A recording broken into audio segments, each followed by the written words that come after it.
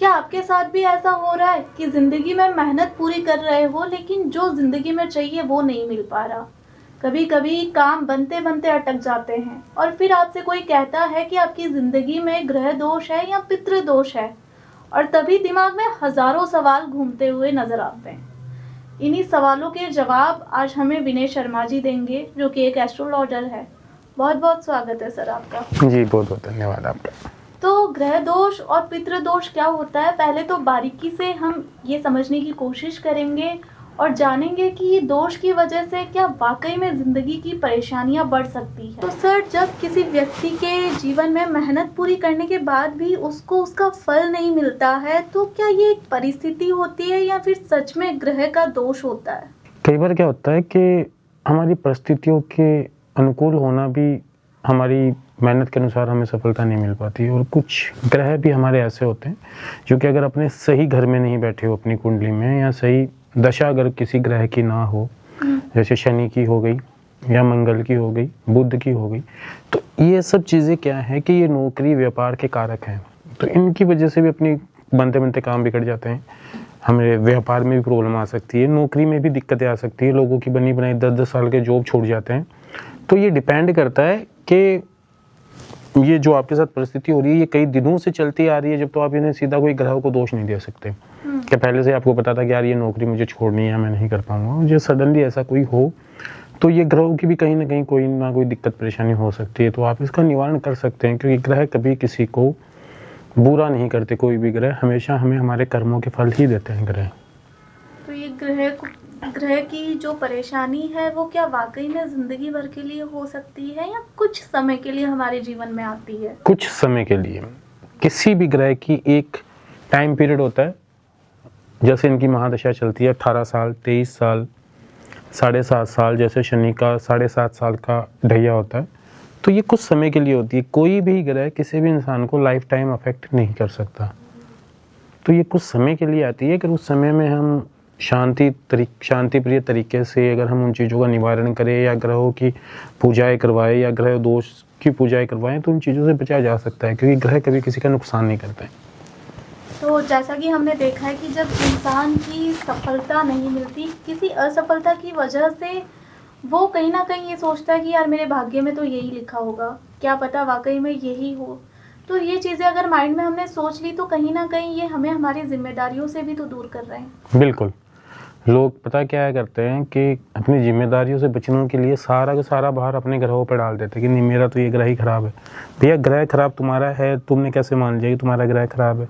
उसको सही भी किया जा सकता है। अगर ग्रह तुम्हें नेगेटिव इफेक्ट दे रहा है, तुम्हें लगता है मेरा कोई ग्रह नेगेटिव है, तो उसे तुम पॉजिटिव वे भी मिला सकते हो, वो तुम्हें पॉजिटिव रिजल्ट भी दे सकता है। लेकिन वो इंसान के खुद के भी कर्म ऐसे हो जाते हैं कि नहीं, मुझे तो नहीं करना है, मेरा तो ये ग्रह खराब है। जब तक इंसान खुद आगे होकर कुछ नहीं करेगा ना, तो फिर वो बैठे बैठाए अपने ग्रहों को ही दोष देगा। इंसान ये एक ह्यूमन नेचर है।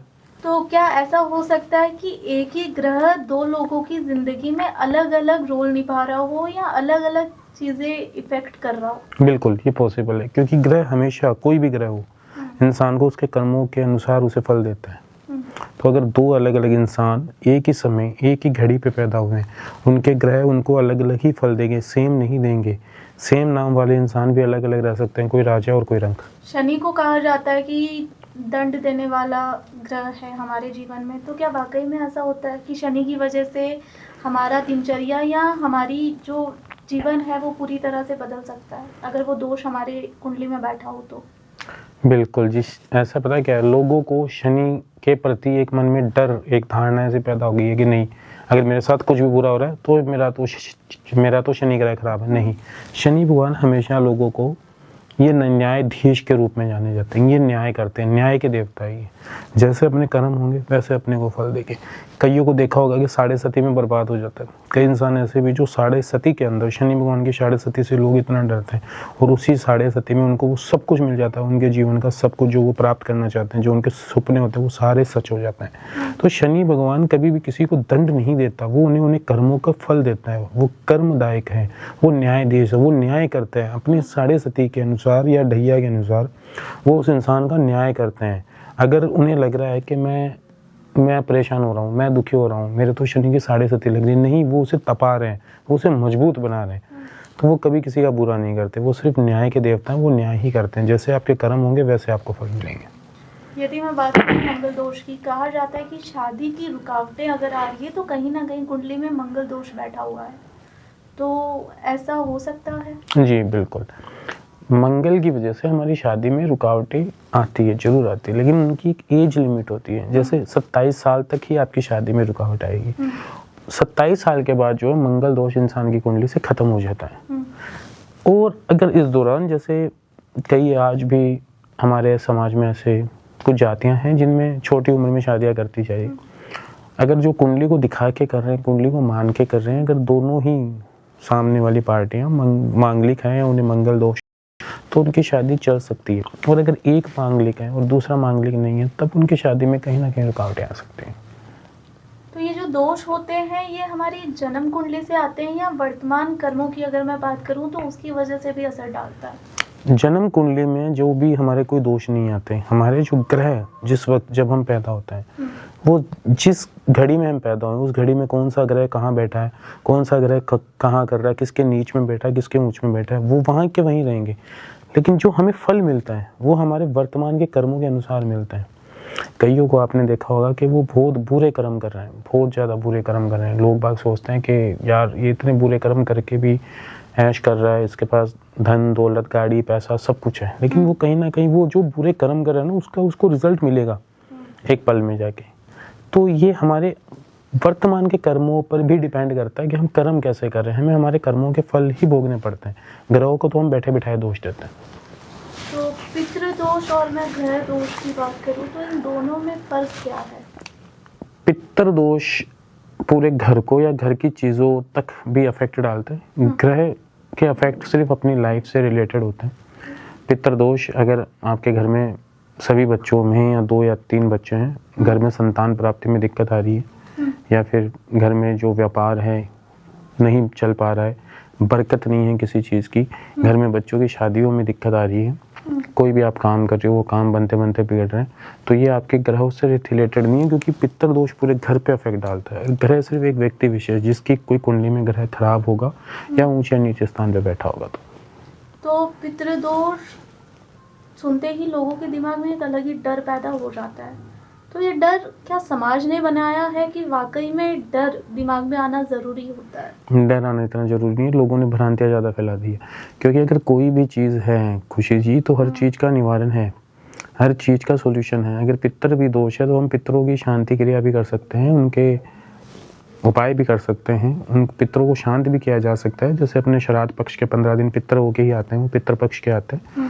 उस दौरान हर व्यक्ति अपने घर के पितरों को शांत करने की, उनकी शुद्धता करने की कोशिश करता है, तो निकल भी जाता है। तो इनसे डरने की जरूरत नहीं है, हर चीज़ के उपाय हैं, आप उपाय करो, आपको बेटर रिजल्ट मिलेगा। तो क्या पितृ दोष का मतलब ये मान सकते हैं कि हमारे पूर्वजों की नाराजगी है या कुछ अधूरे काम रहे? अधूरे, एग्जैक्टली। उनकी नाराजगी कब होती है? जैसे कई लोग क्या होता है कि आज के इस आधुनिक जीवन में लोग बाग अपनी जो ट्रेडिशनल चीज़ें हैं उनको भूलते जा रहे हैं।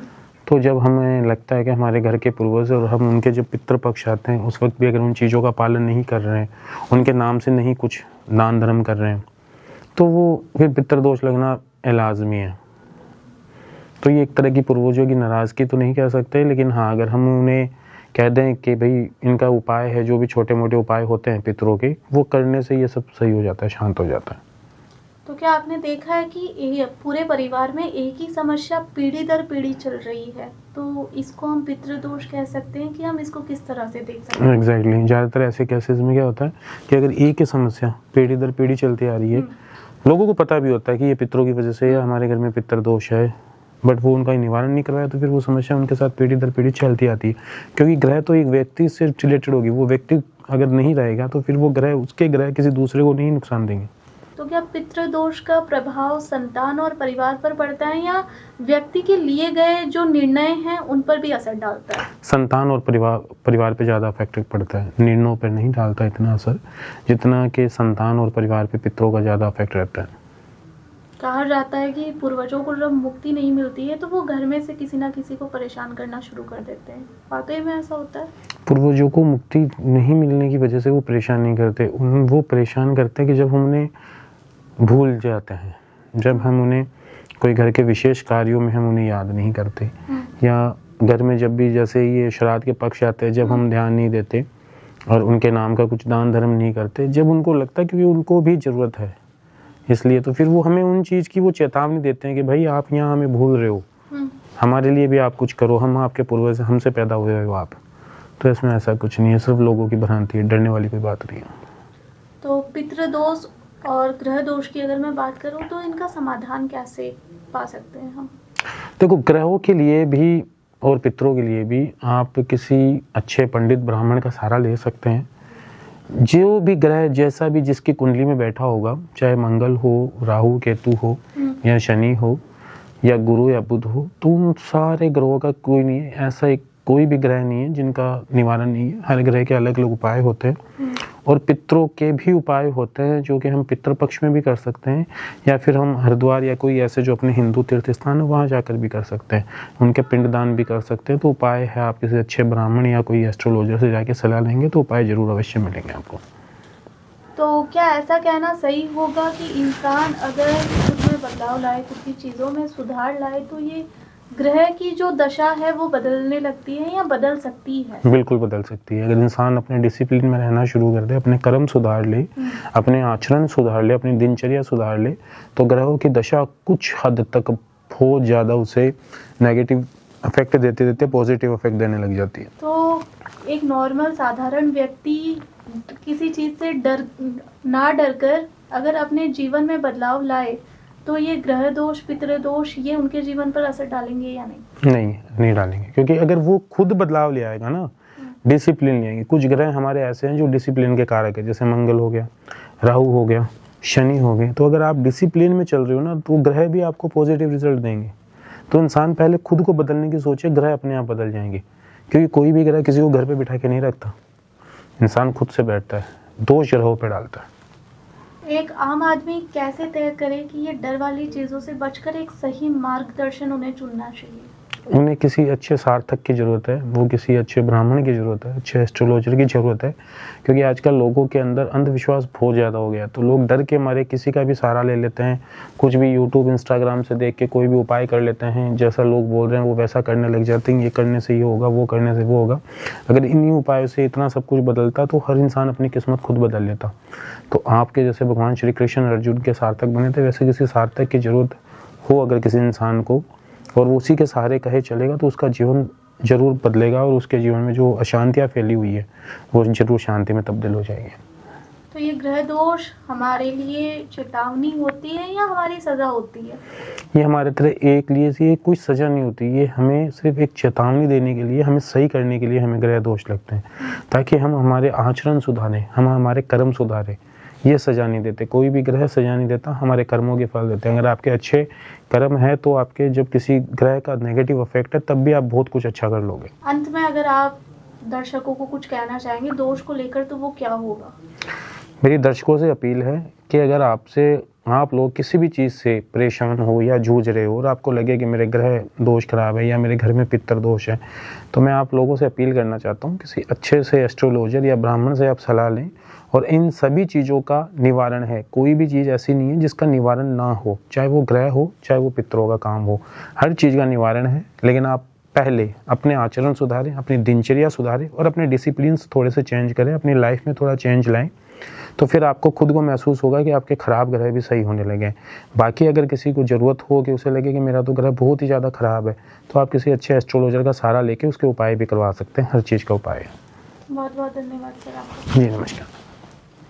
तो इस पॉडकास्ट के माध्यम से आपको दोष समझ आ चुके होंगे कि पितृ दोष और ग्रह दोष में कितना फर्क है और ये किस तरह से हमारी जीवन पर प्रभाव डालते हैं। तो अगर हम अपना दिनचर्या सुधारें या खुद में सुधार लाने की कोशिश करें तो कहीं ना कहीं ये दोष हमारी ज़िंदगी में नहीं आएंगे और कहीं ना कहीं बदलाव भी देखने को मिलेंगे। लेकिन अगर वाकई में आप इस परेशानी से जूझ रहे हैं तो जैसा विनय जी ने कहा कि आप अच्छे एस्ट्रोलॉजर की राय लें और उनसे एक बार बातचीत करने का प्रयास करें, तो किसी गलत एस्ट्रोलॉजर के पास ना जाकर सही मार्गदर्शन चुनें ताकि आपके जीवन में बदलाव आ सके।